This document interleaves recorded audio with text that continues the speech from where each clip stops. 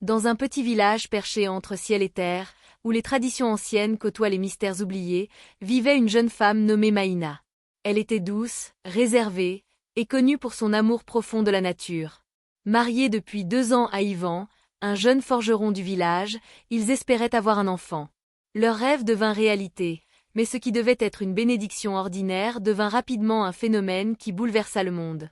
Le vent soufflait doucement sur le village de Lomokro, perché sur les hauteurs verdoyantes d'une région oubliée des cartes modernes. C'était un matin comme les autres, mais pour Maïna, ce jour-là avait un goût particulier. Elle se leva avant l'aube, comme chaque matin, pour puiser de l'eau à la source sacrée. Cette femme au regard profond et à la démarche légère avait une beauté silencieuse, celle qui ne cherche pas à être vue, mais qu'on ne peut ignorer. Sur le chemin, elle fredonnait une berceuse oubliée que sa grand-mère lui avait transmise. Mais ce matin-là, alors qu'elle s'agenouillait au bord de la source, un étrange frisson parcourut son corps. L'eau, d'habitude limpide, se mit à briller légèrement. Des cercles de lumière dansaient à la surface sans aucune pierre jetée. « C'est étrange », murmura-t-elle. Soudain, une vieille femme, Tanti Abla, l'ancienne sage-femme du village, apparut derrière elle, comme surgie de nulle part. « L'eau ne ment jamais, Maïna. Ce signe-là, je ne l'ai pas vu depuis 40 ans.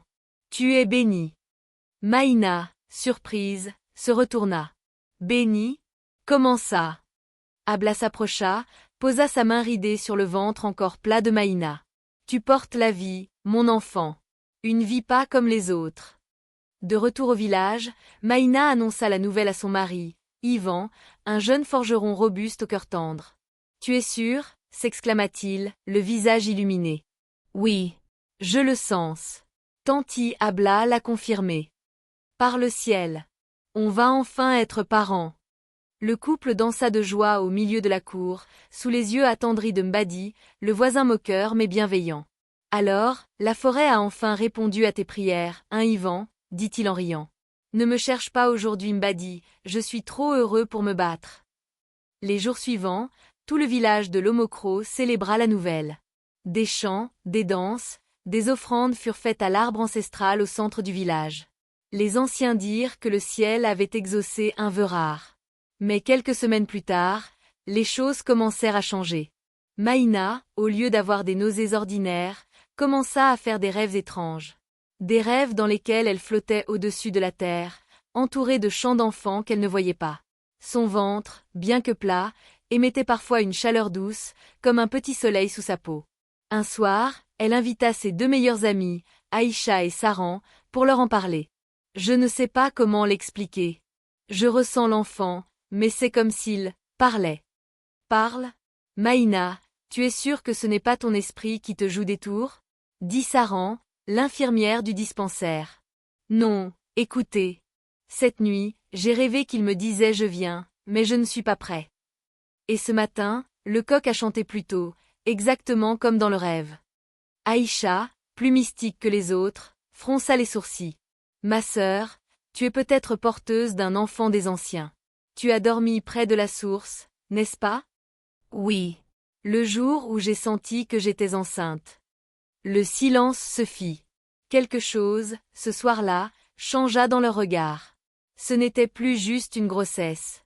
C'était une énigme. Les mois passèrent. Le ventre de Maïna s'arrondit, mais lentement. Trop lentement. À 9 mois, pas de douleur. Pas de contraction. Juste une énergie étrange autour d'elle. Des objets tombaient seuls quand elle passait. Les chiens ne l'aboyaient plus. Les enfants disaient qu'ils voyaient de la lumière autour de son ventre, surtout la nuit. Ivan, inquiet, consulta le vieux docteur Conan, un médecin venu de la ville. 2 cœurs battent, mais l'enfant ne bouge pas vers la sortie. C'est inexplicable. Je n'ai jamais vu ça. Et les murmures commencèrent. C'est pas normal. Peut-être qu'elle a mangé quelque chose qu'il ne fallait pas. Et si c'était un esprit mauvais? Une malédiction. Même le chef du village, Togbeseka, convoqua Ivan et Maïna. Votre femme attire des forces étranges. Nous devons consulter les anciens. Mais Maïna, calme, refusait de paniquer. Il viendra. Il est en train de se former. Je le sais. Ce n'est pas une erreur, ni une malédiction. C'est un miracle en construction. Et malgré les regards lourds, les chuchotements dans son dos, et les moments de doute même dans le regard d'Ivan, elle gardait la tête haute.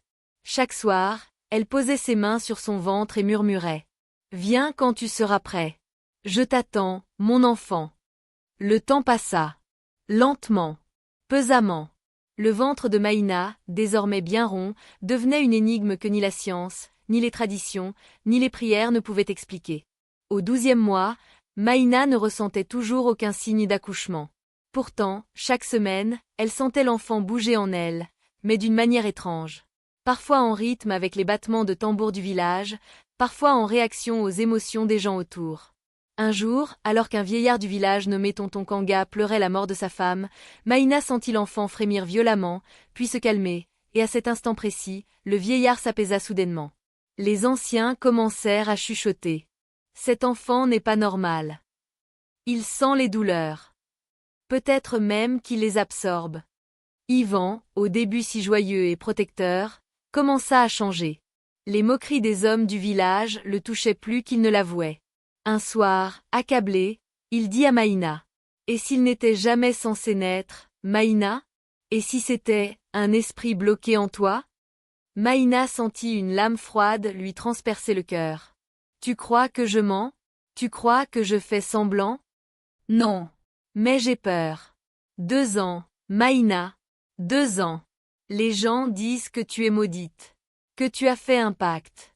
Que tu m'as trompée avec une force obscure. Elle se leva, le regard tremblant, la main sur son ventre. Je ne t'ai jamais trompée. Mais si tu choisis de douter, je ne te retiendrai pas. Ivan sortit, sans un mot. Cette nuit-là, il dormit dans la forge. Ce fut la première nuit qu'ils passèrent séparés depuis leur mariage. Au 15e mois, tout bascula. Le petit Kojo, un enfant du village, tomba soudainement malade en jouant près de la maison de Maïna. On parla de fièvre, d'épilepsie, de malédiction. En moins de 2 jours, tout le monde accusa Maïna. C'est l'enfant qu'elle porte. Il attire les ombres.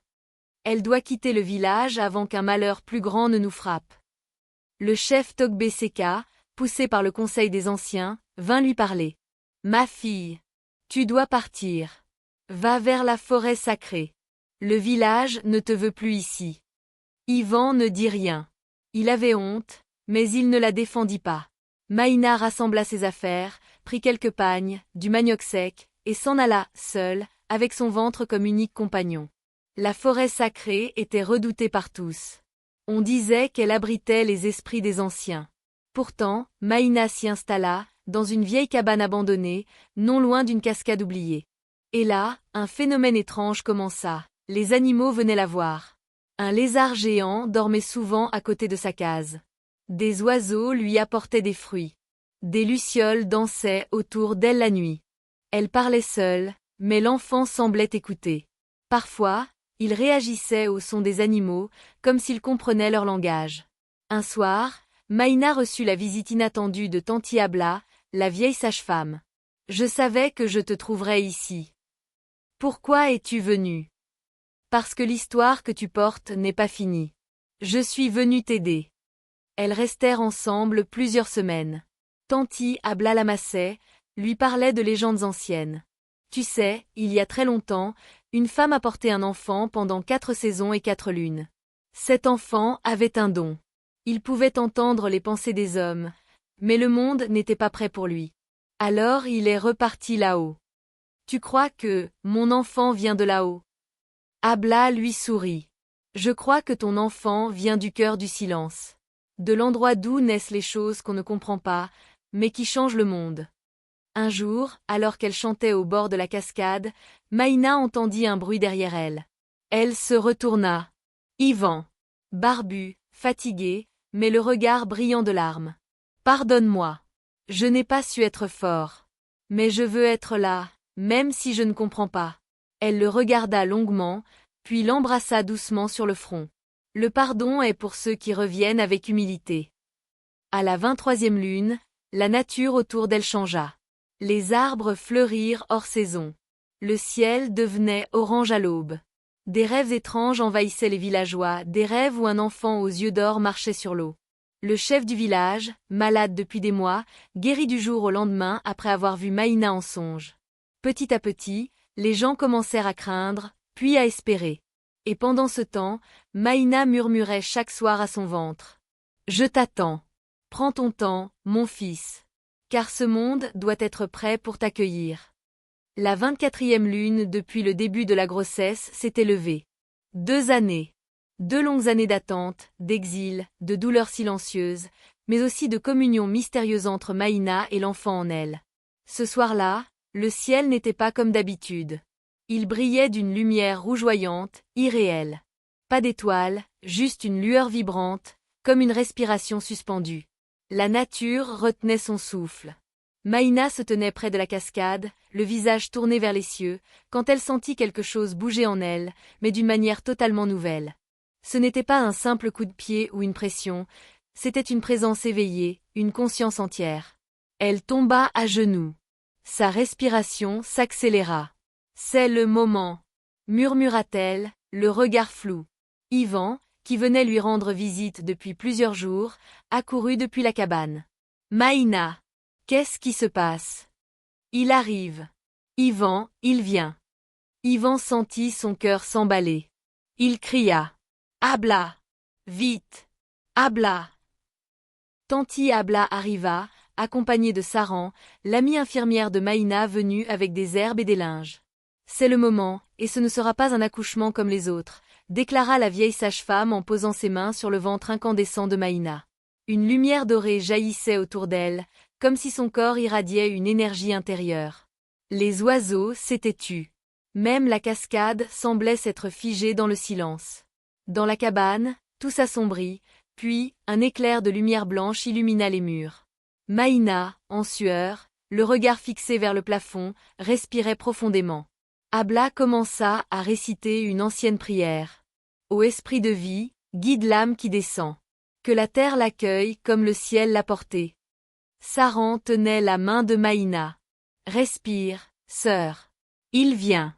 Il est presque là. » Et soudain, un silence absolu. Pas un cri. Pas une larme. Rien. Mais une lumière douce, comme un halo, remplissait la pièce. Puis, un son, étrange, céleste, un chant d'enfant, sans parole, mais empli d'amour et de paix. Maïna ouvrit les yeux. L'enfant était là. Né sans douleur. Né sans cri. Né dans la lumière. Le bébé avait les yeux ouverts. De grands yeux dorés, profonds, presque transparents. Son regard croisa celui de sa mère, et elle comprit tout sans un mot. Elle sut son nom avant même de l'entendre. « Lior » murmura-t-elle. Tanti Abla, les mains tremblantes, le prit doucement dans ses bras pour le laver. « Je n'ai jamais vu ça. Il me regarde comme s'il savait tout. » « Il sait, » répondit Maïna en souriant. « Il nous voit. Il nous entend. » Lior ne pleura pas. Il regarda tout autour de lui, puis ferma les yeux, paisiblement. Au même instant, à l'Omokro, des événements étranges survenaient. Les torchers s'allumèrent seuls. Le tambour sacré dans le temple ancestral résonna sans qu'aucune main ne le frappe. Les chiens hurlèrent à l'unisson, puis s'allongèrent calmement. Et au centre du village, l'arbre sacré fleurit soudainement, bien que ce ne fût pas la saison. Le chef Togbé Seka, réveillé en sursaut, sortit de sa case. Il est né. L'enfant est né. Tous les anciens sortirent, silencieux. Ils savaient. 3 jours plus tard, alors que Maïna berçait Lior dans la cabane, un écureuil blessé entra en boitant. Lior tendit simplement la main, et l'animal s'arrêta, regarda l'enfant, puis se redressa sans douleur. Guéri. Ivan, témoin de la scène, recula. Il a guéri cet animal. Maïna hocha la tête, paisible. Il ne fait pas que guérir. Il équilibre. Il répare. Il voit au-delà. Quelques jours plus tard, Maïna, Ivan et leur fils retournèrent à l'Omokro. Les villageois, d'abord figés, virent l'enfant, puis s'agenouillèrent. Une femme s'écria. « Cet enfant a fait refleurir mon champ. Je n'ai rien fait, il a juste passé sa main au-dessus. » Un vieillard déclara. « Il m'a regardé, et mes douleurs au dos sont parties. » Le chef, les larmes aux yeux, s'approcha. « Maïna, Pardonne-nous. Nous n'avons pas vu ce que le ciel avait envoyé. Ton fils n'est pas comme les autres. Il est un pont. Maïna serra Lior contre elle. Il souriait doucement, comme s'il comprenait tout. Elle leva les yeux vers le ciel. Tu es enfin là, mon fils. Et le monde ne sera plus jamais le même. Le soleil se levait sur l'Omokro, mais depuis la naissance de Lior, ce n'était plus la même lumière. Plus chaude. Plus dorée. Comme si le ciel lui-même avait décidé de caresser le village. Le bébé, désormais âgé d'1 mois, avait des yeux toujours aussi dorés. Il ne pleurait jamais. Ne réclamait pas. Mais il regardait, toujours en silence. Et chaque regard semblait déclencher quelque chose. Le premier miracle public eut lieu un matin de marché. Une vieille femme, maman Néné, bossue depuis 20 ans, avançait difficilement vers l'étal de légumes. Lior, dans les bras de Maïna, la regarda simplement. Rien de plus. Juste un regard. Soudain, le dos de maman Néné se redressa, lentement, comme une feuille qui se déroule au soleil. La foule retint son souffle. Elle lâcha sa canne, debout, droite comme une jeune femme. Mon dos. Je suis droite. Cria-t-elle. Les gens s'écartèrent, certains criant au miracle, d'autres à la sorcellerie. Yvan, les bras croisés, observait, tendu. Maïna restait calme, son fils blotti contre elle. Quelques jours plus tard, le puits du village, tari depuis des années, se remit à couler après que Lior ait simplement effleuré la pierre en jouant près de l'eau. C'est pas normal. C'est pas humain. Cria Tata Adjo, une femme superstitieuse. Et pourtant l'eau est là, vivante, répondit Mbadi, le voisin taquin. Toi tu pries pour les miracles et quand ils arrivent, tu cries au diable. Le village se scinda en 2 camps. Mené par Tanti Abla, Saran, Mbadi et le chef Togbeseka, ils voyaient en Lior un don du ciel, un messager, peut-être même un ange envoyé pour sauver le village. Il guérit, il apaise, il donne sans rien demander. N'est-ce pas cela, la vraie lumière? Disait Abla. Des femmes enceintes venaient discrètement effleurer la tête de Lior pour bénir leur enfant. Des hommes malades attendaient en file indienne, espérant juste un regard ou un sourire. Dirigé par oncle Barou, un homme influent et jaloux, il murmurait que l'enfant était un esprit des forêts, ou pire, un envoûtement déguisé en miracle. Aucun enfant n'est normal à ce point. Et s'il perdait le contrôle? Et s'il décidait un jour de nous détruire? Ces rumeurs commencèrent à grandir comme une rumeur noire. Un jour, alors qu'un jeune garçon, Issa, pleurait la mort soudaine de son père, Maïna entra dans la cour funéraire avec Lior. L'enfant tendit la main vers la tombe fraîche, mais ne fit rien. Plus tard, Saran demanda. Pourquoi ne l'a-t-il pas sauvé? Maïna répondit doucement. Il ne guérit pas tout. Il n'annule pas la mort. Il ne change pas le destin. Il console. Il rééquilibre. Il sent les douleurs, mais il n'est pas Dieu. Un soir de tempête, Lior se mit à pleurer pour la toute première fois. Des éclairs illuminèrent le ciel. Le vent soufflait violemment. Et soudain, tous les objets métalliques du village s'envolèrent dans les airs, suspendus comme par une force invisible. Les gens paniquèrent. Les cris montèrent. Le chef accourut. Que se passe-t-il? Maïna, affolée, berça Lior et murmura. Calme-toi, mon fils, calme-toi. Dès que Lior s'arrêta de pleurer, tout retomba au sol, comme si rien ne s'était passé. Cette nuit-là, même ceux qui croyaient commencèrent à avoir peur. Une réunion fut organisée dans le grand enclos du village. Les voix s'élevaient. Nous devons le faire partir. Il est trop dangereux. Le malheur va finir par nous frapper. Non. Il est notre miracle. C'est nous qui devons changer. Maïna prit la parole. Elle était calme, mais ferme. Mon fils n'est pas un jouet. Ni un dieu. Ni un monstre. Il est un reflet. Il renvoie à chacun ce qu'il porte en lui. Ceux qui aiment recevront l'amour. Ceux qui haïssent recevront le feu de leur propre cœur. Un silence lourd tomba sur l'assemblée.